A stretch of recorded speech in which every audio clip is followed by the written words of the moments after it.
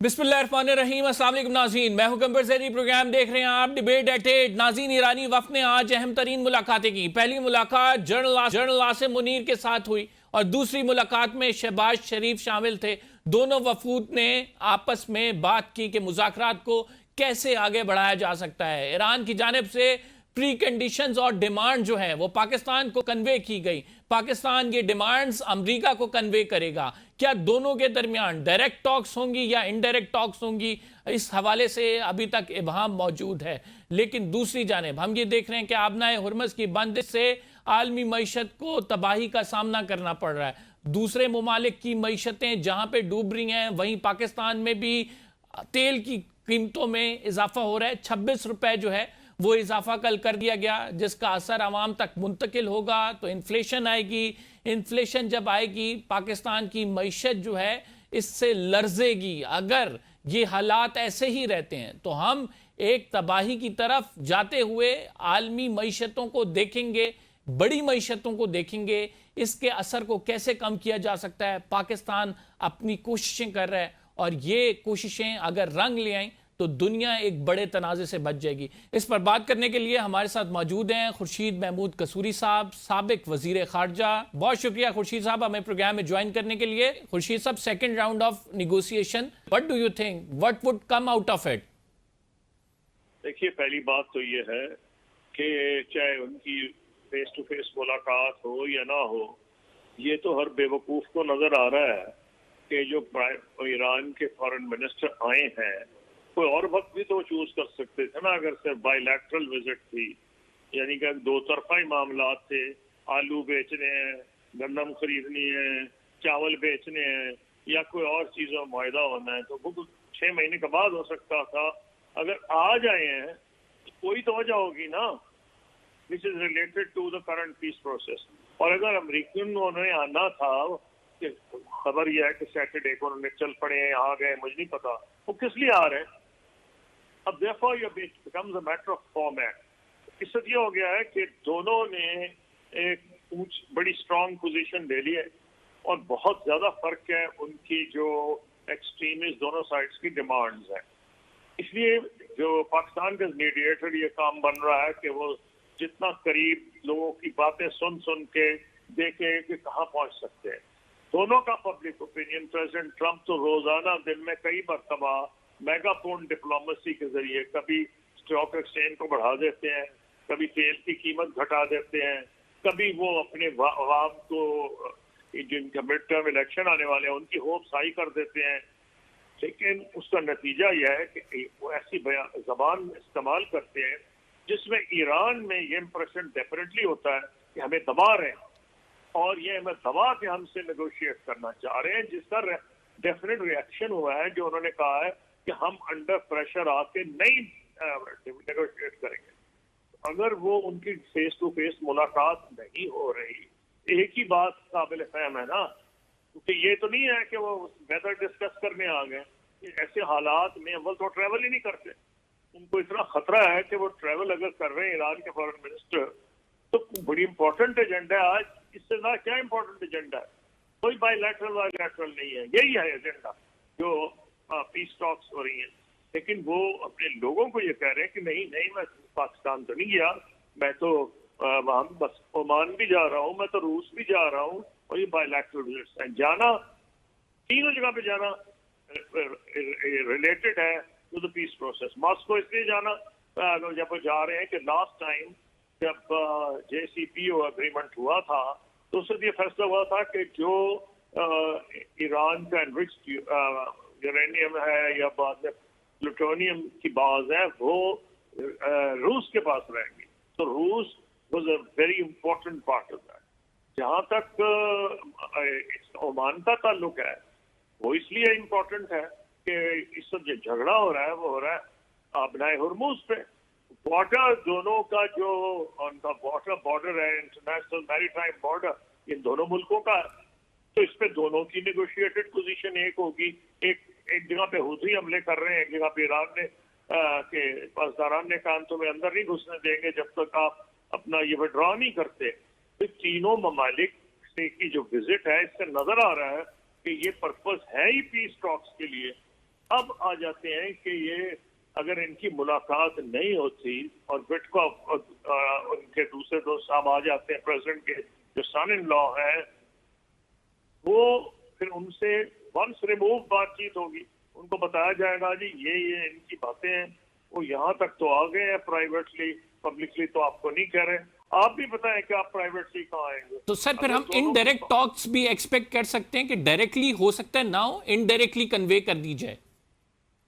तो ये तो हो सकता है ना कि आपके डायरेक्ट टॉक्स ना हो, ये भी हो सकता है कि हो जाए, लेकिन क्योंकि ईरानी ये बरबला कह रहे हैं कि हम अंडर प्रेशर नेगोशिएट नहीं करेंगे, प्रेसिडेंट ट्रम्प बरबला कह रहे हैं कि मैं नहीं हटाऊंगा ब्लॉकेड बल्कि बढ़ाता जाऊंगा, मैंने एक और एयरक्राफ्ट कैरियर को बुला लिया है, जिसका मतलब यह है कि ईरान पर प्रेशर डालना।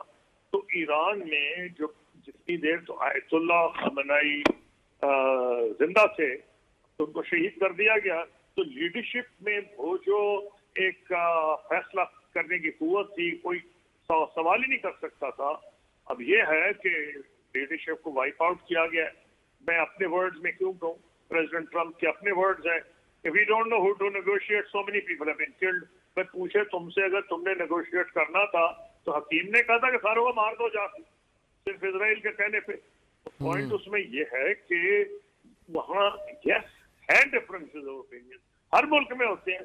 मैं जब इंडिया पाकिस्तान टॉक्स कर रहा था तो यहाँ भी डिफरेंस ऑफ ओपिनियन था, अमेरिका में भी होता है, तो डिफरेंस ऑफ ओपिनियन नेचुरल है। फर्क ये पड़ गया है कि इतने इन्होंने बंदे मारे उनके मीन्स ऑफ कम्युनिकेशन भी आसान नहीं रहे। अगर उन्होंने रहबर से बात करनी है तो कैसे करेंगे? कबूतर भेज के कर रहे हैं, साहब हम कितने ऑप्टिमिस्टिक रहे इस सारे मामले में, कितने ऑप्टिमिस्टिक रहे? पाकिस्तान बीइंग अ नेगोशिएटर तो ऑप्टिमिस्टिक है, लेकिन रियलिटी बेस देखें, आपको पता है 1968 से 73 लगे थे जब वियतनाम पैक्ट साइन हुआ था। अब अगर बात की जाए, एक बड़ी टफ निगोशिएशन है, कितने ऑप्टिमिस्टिक रहे और कितना टाइम लग सकता है इस तरह के मुआहिदों में? एग्जाम्पल दिया ना, दुनिया में तो और भी जंगें हुई हैं, वियतनाम हुई, अफगानिस्तान हुई, इराक हुई, अभी इंडिया पाकिस्तान की हुई है। उससे अमेरिका सारी दुनिया की मईशत नहीं हिली थी, सारी दुनिया की मईशत इस जंग में हिल गई है। ये कोई अफोर्ड नहीं कर सकता कि 5 साल और 4 साल की जंग, ये तो 4 हफ्ते भी अल्लाह माफ करेगा, आपने हॉर्मुज़ बंद रही तो कई मुल्कों में कैश पड़ जाएगा, राइटिंग हो जाएगी, हो सकता है कि हुकूमतें चेंज हो जाए। ये उस किस्म की चीज नहीं है, प्रेसिडेंट मिड टर्म इलेक्शन हार जाएंगे। तो मैं आपको इसलिए कह रहा हूँ, उनका कंपैरिजन मत करें कि इतने साल चली, ये वो जंग ही ऐसी नहीं जो कई साल चल सकती है। ये फैसला जल्दी करना पड़ेगा, एक प्रेसिडेंट ट्रम्प को भी करना पड़ेगा। तो कोशिश पाकिस्तान की ये होगी कि इन दोनों को चाहे इनडायरेक्ट तो कुछ एक मिनिमम प्रोग्राम पे अग्री कर जाए तो फेस टू फेस बैठेंगे। इसमें यह बिल्कुल दूसरी जंगों से मुख्तलिफ है। ये तो अब प्रेसिडेंट को कह रहे थे, ईरान को कहते थे ये कि हम इनको बम नहीं बनाने देंगे, तो तुमने तो एटम बम उनके हाथ में पकड़ा दिया, एटम बम ये तो रोक करे, तुमने तो हाइड्रोजन बम ईरान के हाथ में पकड़ा दिया। ये जो हॉर्मुज़ है पहले तो ओपन था, ये तो कभी इस पे बात ही नहीं हुई, अब तो कहते हैं जी हमारा, आप उनको रोकने गए थे, एटम बम पकड़ा दिया, हाइड्रोजन बम उनके हाथ में। ये जो आबनाए हुर्मुज़ वाला मामला है, जिसमें वो कहते हैं कि हमने नेवल ब्लॉकेट किया हुआ है और इससे ईरानी मईशत मुतासर हो रही है, और ईरान की जो कैपेसिटी है ऑयल स्टोरेज की वो ज़्यादा नहीं है 20-25 दिन से। तो ये ईरान जब तक अपना तेल दूसरे ममालिक को एक्सपोर्ट नहीं करेगा, कैपेसिटी उसकी होगी नहीं, उसके तेल के कुएं बेकार हो जाएंगे। ये जो लॉजिक दी जा रही है यूएस की जानिब से, ये किस हद तक मौसर है? भी मान ले कि एक हद तक मौसर है, लेकिन ये भी तो देखना पड़ेगा ना कि ईरान कितनी देर से इसकी तैयारी कर रहा है। ईरान ने 40 इयर्स के करीब लोगों का अंदाजा ऐसी जंग के लिए तैयारी की है। उनको पता था अमेरिका ने उन पर हमला करना है। प्रेसिडेंट कार्टर ने भी पहले कोशिश की थी बंदे अपने निकालने की जो यहाँ हॉस्टेजेस थे। हर अमेरिकन प्रेसिडेंट ने कोशिश की है इस हुकूमत को हिलाने की।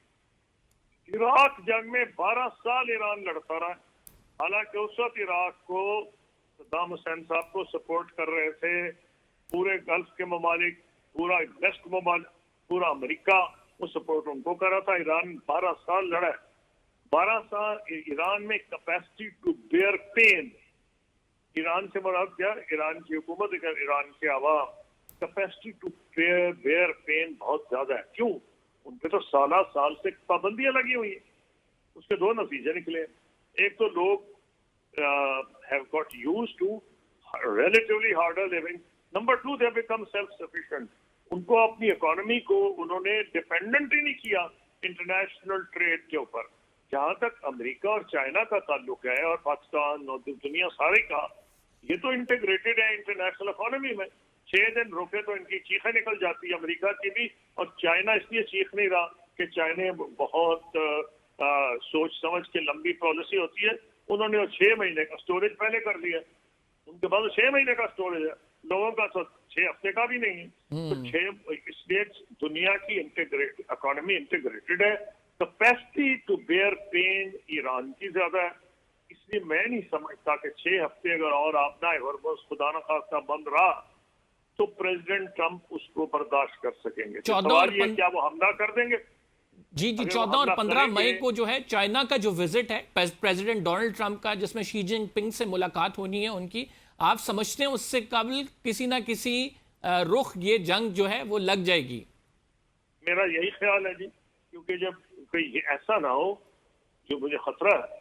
सपोजिंग चाइना का तेल उन्होंने रोका हुआ क्योंकि ईरान से जा रहा था ना तेल, इन्हें रोक लिया और 13 मई को वो कह दें आपके तो हमारे जहाज आने चाहिए, किसी और वक्त बात करेंगे, तो बड़ी सुखी होगी अमेरिकन प्रेसिडेंट की।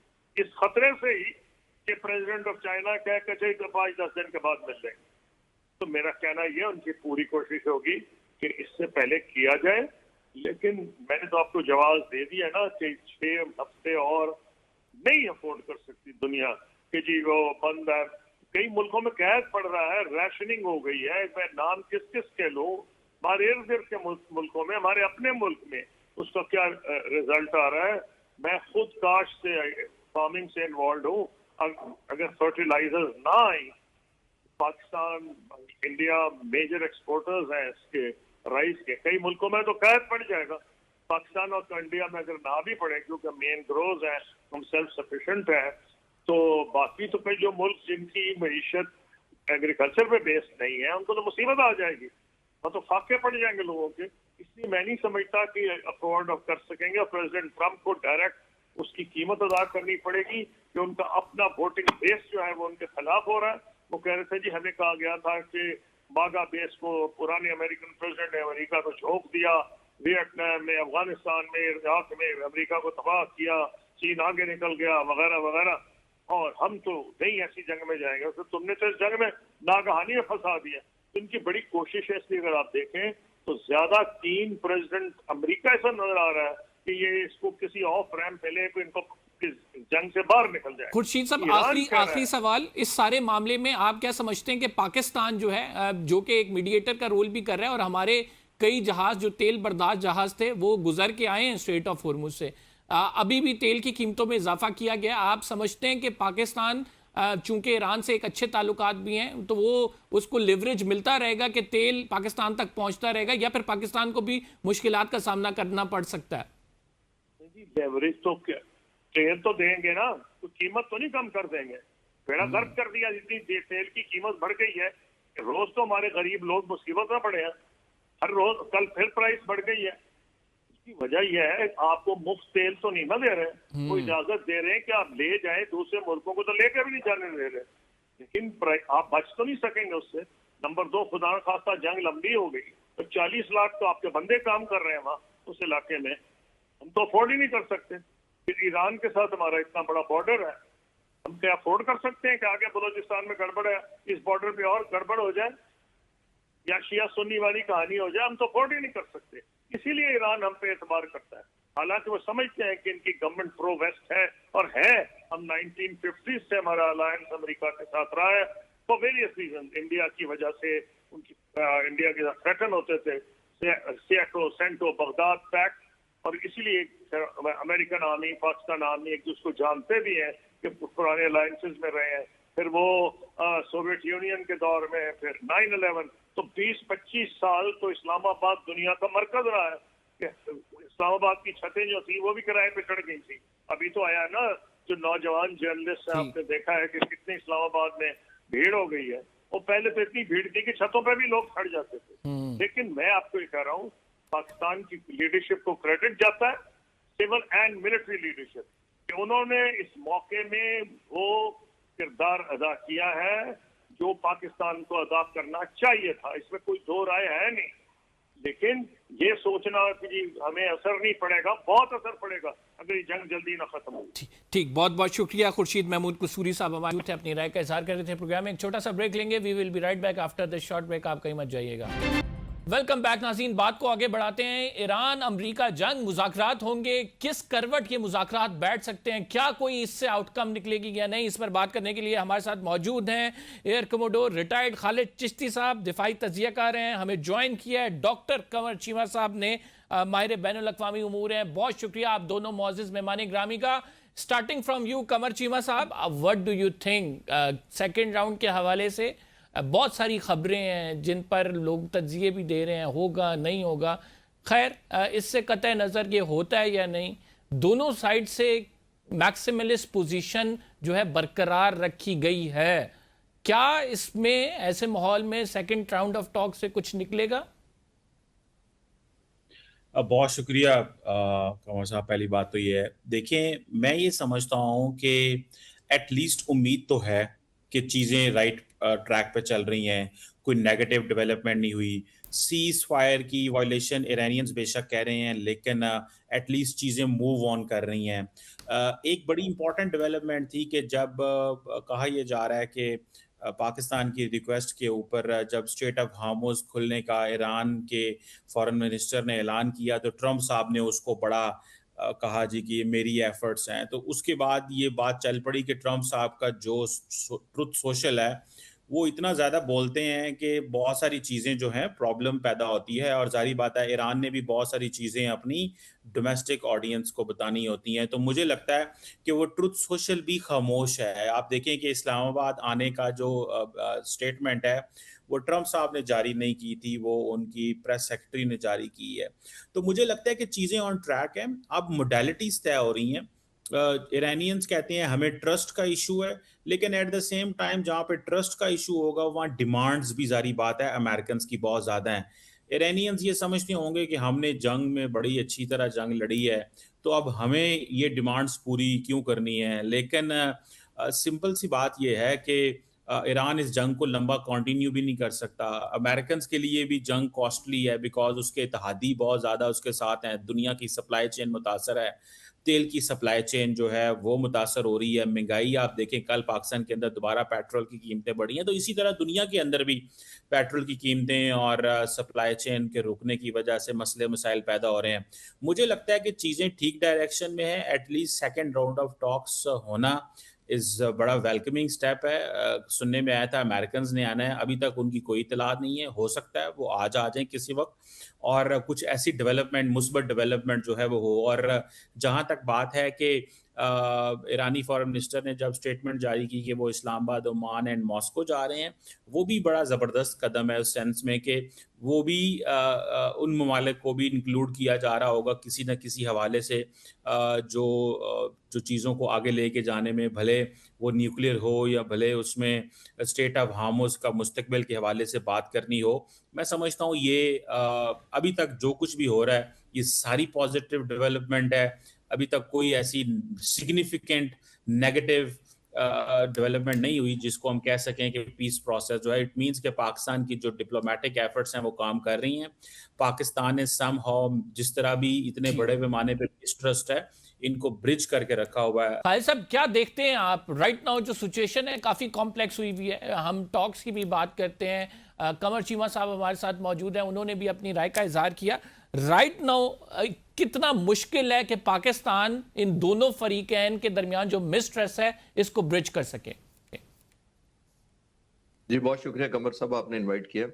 देखिए पाकिस्तान तो काफी कोशिश कर भी चुका है और कर भी रहा है। जाहिर है इस वक्त जितना गैप ब्रिज है दोनों कुव्वतों के दरमियान, एक तरफ इजराइल बैक कर रहा है अमेरिका को, सुपर पावर है, उनकी बड़ी मिथ है, माइट है, इनविंसिबल कहते थे अपने आप को, और जाहिर है वो उसकी लीवरेज चाहते हैं, बार्गेनिंग लीवरेज उनको मिले। दूसरी तरफ ईरान है, जाहिर है एक न्यू फाउंड लीवरेज उसको मिली है। उसने स्ट्रेटेजाइज जिस तरह किया इस जंग को, उसके अंदर एक न्यू फाउंड रियलिज्म उसकी तरफ भी आया है कि इसराइल को उसने इतना नुकसान पहुंचाया है। फिर उसके बाद आपने देखा स्टेट ऑफ हॉर्मुज़ उसने 47 सालों में सिर्फ कहा था, बंद नहीं किया था, उसने रीजनलाइज कर दिया जंग को। ये उसको न्यू फाउंड एडवांटेज या रियलिज्म मिला है। तो आई थिंक बारगेन में कन्वर्ट, जब भी दो मुल्क या तीन मुल्क या कोई भी ममालिक दो मुखालिफिन जंग लड़ते हैं तो वो जंग लड़ते ही इसलिए है कि टेबल टॉक पर एडवांटेज मिल सके। एक्सटेंडेड फॉर्म ऑफ डिप्लोमेसी ही होती है जंग भी बुनियादी तौर पर। तो वो जब आर्म्ड डिप्लोमेसी खत्म होती है तो फिर रेगुलर डिप्लोमेसी शुरू हो जाती है, और वो जो आर्म डिप्लोमेसी ने आपने गेन किया होता है या लूज किया होता है तो वो टेबल पर मैनिफेस्ट होना होता है। तो अब ये दोनों क्योंकि साइड्स चाहती हैं और समझती भी हैं कि उनका एक न्यू फाउंड लिवरेज है, उनके पास एडवांटेज है, वो कन्वर्ट करना चाहती हैं। उनको कन्वर्ज करना ही बहुत बड़ा चैलेंजिंग सिचुएशन है, खासतौर पर अगर इक्वल मिलिट्री माइट के दो मुल्क हों तो उनको निस्बतन आसान होता है। एक माइट या मिथ जो अमेरिका की है जाहिर है, उसको भी कन्वर्ट करना into a realism to the table वो बहुत मुश्किल होगा। दूसरी तरफ जैसे मैंने कहा कि ईरान समझता था कि मैं शायद कर पाऊं या ना कर पाऊं, सारे हम मिलिट्री स्ट्रेटजीज वाले यही समझते होंगे, एनालिस्ट भी यही समझते होंगे, लेकिन उन्होंने भी जो है परफॉर्म किया है, रेजिलियंस दिखाई है, सरवाइव किया है। वो चाहते हैं कि टेबल पर उसका हमें कंपनसेशन दी जाए। तो उम्मीद तो बहुत है, लेकिन क्योंकि अब गुजर चुका है तकरीबन सीज फायर को काफी दिन गुजर चुके हैं, न्यू फाउंड रियलिज्म और ज्यादा आ गया होगा, जंग का जो कूलिंग पीरियड होता है वो गुजर चुका है। तो उम्मीद तो यही है कि दोनों साइडों को एक रियलाइज हुआ होगा कि दोनों एग्जॉस्ट कर चुके हैं। मैं एक स्टडी पढ़ रहा था, एक इंटरनेशनल सर्वे ने की है उसने, और एक रिसर्च सेंटर है उसने किया, उसने कहा है कि हमें पेंटागन से कुछ डाटा मिला है, 3 कोई क्लासिफाइड इंफॉर्मेशन तक वो पहुंच पाए हैं। वो मुख्तलिफ बता रहे हैं पैराए। वो कहते हैं तकरीबन 45% पैट्रियट मिसाइल का हमने एक्सपेंड कर दिया है, 30% टोमाहॉक एग्जॉस्ट हो गए हैं। तो सिर्फ 90 पैट्रियट बना सकता है अमेरिका की कैपेसिटी ये है। तो अगर 50% एवरेज दिला जाए, और ईरान भी तकरीबन कहते हैं 50-55% कंज्यूम कर चुका है अपना तमाम मसला, तो उसके बाद दोनों चाहते होंगे, और होंगे लॉजिकली इसलिए कि एग्जॉस्ट हो चुके हैं, वो चाहते हैं कि कन्वर्ज किया जाए। लेकिन अमेरिका के लिए ज्यादा स्टेक ज्यादा हाई है, क्योंकि ईरान ने तो सिर्फ अमेरिका से लड़ना है या इजराइल से लड़ना है, लेकिन अमेरिका को बहुत ज्यादा स्ट्रेंथ चाहिए। उसने यूक्रेन को भी सपोर्ट करना है, उसने इजराइल की कॉन्टिजेंसीज को भी लुक आफ्टर करना है, उसने नेटो चाइना भी को है भी फिर। खौफ रखना है ताइवान पर। तो आई थिंक उसकी ऑब्लिगेशन ज्यादा है। चीमा साहब, व्हाट डू यू के ओमान का टूर और उसके बाद फिर रशिया का tour, these are very significant because Oman के साथ ईरान चाहता है स्ट्रेट ऑफ हुर्मुज के हवाले से कोई मैकेनिज्म तय करे, और रशिया जो है उसने इनरिच यूरेनियम की ऑफर की थी। तो आप इस दोनों टूर्स को कैसे देख रहे हैं अब्बास इराक़ची साहब के? देखिए, मैं समझता हूँ कि ज़ाहिर बात है हर मुल्क को ये हासिल है, हक हासिल है, वो जो मर्ज़ी करे।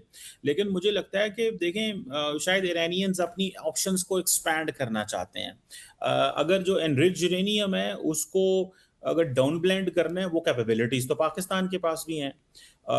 तो मेरा ख़्याल है कि अब ये सवाल भी बहुत सारे लोग करेंगे कि, और करना चाहिए भी शायद, कि पाकिस्तान एक मुसलमान कंट्री है, ईरान के हमारे हिस्टोरिकल सिविलाइजेशनल कॉन्टैक्ट्स हैं, तो क्या ये अगर एनरिच्ड यूरेनियम की डाउन ब्लेंडिंग है, ये Pakistan along with the IAEA मिल के कर सकता है? ईरान को मेरा ख्याल है, पता नहीं हमारी गवर्नमेंट क्या सोच रही होगी या क्या कर रही होगी, मेरी एक ज़ाती ओपिनियन है, इसमें ज़रूर कुछ ना कुछ जो है वो करने की कोशिश करनी चाहिए। रशिया हो, पाकिस्तान मिल के, रशिया मिल के, आईईए मिल के, इसमें बहुत सारा रोल प्ले कर सकते हैं। तो रशिया की तो अहमियत इसलिए है। ओमान क्योंकि जो फर्स्ट मीडिएशन है उसने शुरू कराई थी स्टीव विटकॉफ और जैरेड कुशनर के साथ, जो कि ओमान और वहाँ पे टॉक्स हुई थी जिनीवा के अंदर। तो और इस वक्त आपको पता है ईरान के लिए जो ताल्लुकात हैं बाकी जीसीसी ममालिक से कोई इतने बेहतर भी नहीं है। ईरान थोड़ा ओमान थोड़ा डिफरेंट मुल्क है, उसका माइंडसेट, उसका अंदाज, उसकी चीज़ें थोड़ी डिफरेंट है। तो वो शायद समझते हैं कि एटलीस्ट एक जो विंडो है हमें उससे उससे रब्ता रखना चाहिए, और एक रास्ता उससे फ़ायदा उठाना चाहिए, और कोई ना कोई डिस्कशन कर लेनी चाहिए। गो के इस चीज़ को भी मद्देनज़र रखना चाहिए कि ये तो नहीं हो सकता कि ईरान यूनिलैटरली अपनी मर्ज़ी से स्ट्रेट ऑफ हार्मोज में कोई मैकेनिज़्म इंस्टॉल करे। उसको अमेरिका, ओमान और बाकी जीसीसी ममालिक को भी इन्वॉल्व करना चाहिए, बिकॉज़ ये और एक चीज़ बड़ी परेशान कुन है कि ईरान मुसलसल तेज़ी से जो माइन्स लगाई जा रहा है, वो लगाने में भी ज़ाहिर बात है ईरान समझेगा कि इनको हटाना कैसे है, माइंड स्वीपिंग कौन करेगा, मशीन्स कहाँ से आएंगी, वो टेक्नोलॉजी कहाँ से आएगी, रिसोर्सेज चाहिए होंगे। तो ईरान मुझे लगता है कि इसको थोड़ा लंबा रखना चाहता है, ताकि ईरान चाहता है कि जब ओमान से वो चीज़ें डिस्कस करे या बाकी अमेरिका से, पाकिस्तान से डिस्कस करे, तो वो स्ट्रेट ऑफ हार्मोज के ऊपर अपना एक इन्फ्लुएंस रखना चाहता है for many months to come. वो डिफरेंट शक्लों में हो सकता है। सो सिग्निफिकेंट ट्रिप है। नाज़रीन, प्रोग्राम में हमने एक छोटा सा ब्रेक लेना है। We will be right back after this short break. Welcome back नाज़रीन। ईरान अमेरिका मुज़ाकरात हो पाएंगे, नहीं हो पाएंगे, इस पर बात कर रहे हैं हम। कंवर चीमा साहब talk about the naval blockade. उसकी वजह से जो ईरानी मईशत पर असर पड़ रहा है। आपको पता है कि 90% ऑयल तो सिर्फ चाइना उससे ख़रीदता है, और डिस्पाइट ऑफ इकनॉमिक सैंक्शंस जो है चाइना उससे ये ऑयल ख़रीदता रहा है। आप समझते हैं कि नेवल ब्लॉकेड की वजह से चाइना कहीं ना कहीं इंटरवीन करेगा बीच में, बिकॉज सारा जो फ़ायदा है वो तो चाइना को हो रहा था इससे। देखिए, जारी बात है, हर मुल्क अपनी वो फायदा तो देखता है, लेकिन मेरा ख्याल है कि अमेरिकन शायद चाइनीज शिप्स को तो नहीं रोकेंगे और ना ही रोक पाएंगे। अगर ईरानियंस उनको अलाउ करते हैं कि सेफ पैसेज से गुजर जाएं। अभी तक जो इन्फॉर्मेशन आ रही है वो यही है कि जो शैडो शिप्स होती हैं उनको कंट्रोल करने की बातें हो रही हैं, और उस सिलसिले में चीज़ें चल रही हैं। अदर दैन दैट तो कोई नहीं है। चाइना, ज़ाहिर बात है, कोई भी मुल्क हो उसकी शिप्स को रोकना, मैं समझता हूँ कि ये एक इंटरनेशनल वाटरवेज के जो इस्तेमाल पे किसी का हक छीनना, ये किसी को हक नहीं है। अमेरिका की जॉब है, ज़ाहिर बात है, वो जो करना चाहते हैं वो ये चाहते हैं कि हम अगर ईरान को ये फ्री हैंड दे दें कि वो स्ट्रेट ऑफ हार्मुज़ पे जो मर्जी करे, तो वो समझते हैं कि ये हमारी कमज़ोरी है, क्योंकि इस जंग की जो एक कैजुअल्टी है वो फ्री फ्लो ऑफ ट्रेड है स्ट्रेट ऑफ हार्मुज़ से। तो उस पे अमेरिकन चाहते हैं कि एटलीस्ट हमारी भी इजारादारी हो, और ईरान तेल बेचता रहे, ईरान सारा कुछ करता रहे और हम कुछ ना कर सकें, तो ये उनकी मजबूरी है। इससे वो पीछे अमेरिकन नहीं हटेंगे। बड़ा मुश्किल लगता है। अगर तो एक बात ईरानियंस की तरफ से आ रही थी जी कि वो ट्रम्प साहब बहुत बोलते हैं, उनका ट्विटर बहुत बोलता है, उनका ट्रुथ सोशल बहुत बोलता है, उसको रोकें। तो मुझे लगता है कि वो तो शायद ट्रम्प साहब रुक जाएं, लेकिन अगर स्ट्रेट ऑफ हार्मुज़ अगर आप कहते हैं ईरानियंस के वो ब्लॉकेट बंद हो, ख़त्म कर दें, मेरा नहीं ख्याल वो करेंगे, बिकॉज वो प्रेशर रखना चाहते हैं ट्रम्प साहब। बिकॉज ईरान भी तो इस वक्त उनकी समझ, उन बकौल अमेरिकन उनकी किसी बात में नहीं आ रहा है या चीज़ों को नहीं कर रहा। तो मेरा ख्याल है कि ये एक कॉन्स्टेंट लेन देन चलता रहेगा। लेकिन सबसे इम्पॉर्टेंट चीज़ ये है कि ईरानियन डेलीगेशन इस्लामाबाद में है, टॉक्स आर मूविंग, चीज़ें बेहतर हो रही हैं। Chishti sahab, Trump transactional man, और when it comes to transaction, ये बात क्यों नहीं एक्सेप्ट कर पा रहे वो कि उनको कुछ ना कुछ ईरान को रिलीफ देना है? अब हम उनकी स्टेटमेंट को एनालाइज करें तो वो कहते हैं कि पीस डील है, ईरान को चाहिए वो एक्सेप्ट करे, अदरवाइज मैं तबाह करके रख दूंगा। तो ये जब तक एक्सेप्टेंस नहीं आएगी कि हमने कुछ ना कुछ लूज भी करना है, तो ये डील नहीं हो पाएगी। देखिए कमर साहब, सुबह और शाम वो इसलिए बयान बदल देते हैं कि ट्रांजैक्शनल जिसको आप इशारा कर रहे हैं, ये बार्गेनिंग लीवरेज ली जाती है। एक तरफ वो, जब आपने देखा होगा शुरू में उन्होंने इनकरेज किया कि ईरान बेशक तेल देता रहे और रूस भी देता रहे और शिप्स स्ट्रेट ऑफ हॉर्मुज़ से तेल लेकर आते जाते रहे, ऑल्दो को 1.48 मिलियन बैरल रोजाना ईरान भेजता रहा मोस्टली चाइना को, तो उन्होंने लुक द अदर साइड किया और कहा कि जी चलता रहे, क्योंकि वो चाहते थे कि तेल की कीमतें स्टेबलाइज रहे। जब उनको लगा कि ईरान की तो एक इनकम भी बढ़ गई है, जो जिसको उन्होंने $500 मिलियन कहा, जो मैंने हिसाब लगाया तो $180 मिलियन के करीब बनती है, इतनी ज्यादा नहीं बनती है, क्योंकि वो गलत हिसाब लगा के अपने लोगों को खुश करना चाहते थे कि मैंने $500 मिलियन पर डे ईरान को डिनाई कर दिया। अब जो उन्होंने ब्लॉकेड लगाया है वो बुनियादी तौर पर वही है। कभी वो चाहते हैं कि बार्गेनिंग जो लीवरेज है ईरान को जो फील किया जाए उसको खींच दिया जाए। जब वो खींच देते हैं, ऑयल प्राइसेस बढ़ती हैं, एक दुनिया में क्योस मचता है, फिर ब्लेम उन्हीं पर आता है। तो फिर वो रिलैक्स कराकर मार्केट को डाउन करते हैं, स्टॉक में मार्केट को स्टेबलाइज करते हैं। तो दोनों के दरमियान गुड कॉप बैड कॉप खुद ही खेल रहे हैं।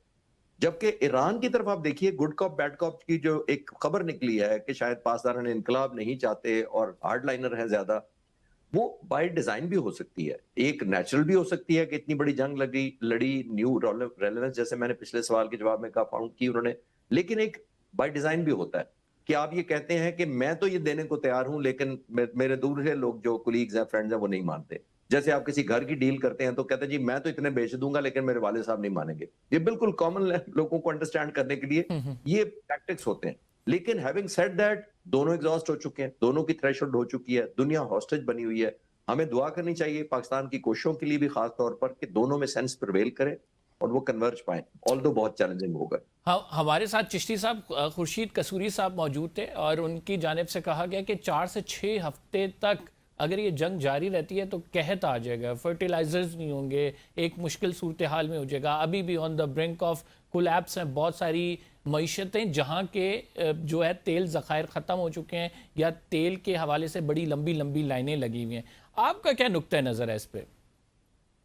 देखिए, ये तो बहुत लंबी लिस्ट होगी, आप एक शायद पूरा प्रोग्राम कर सकें कि सिर्फ तेल की हम बातें कर रहे हैं।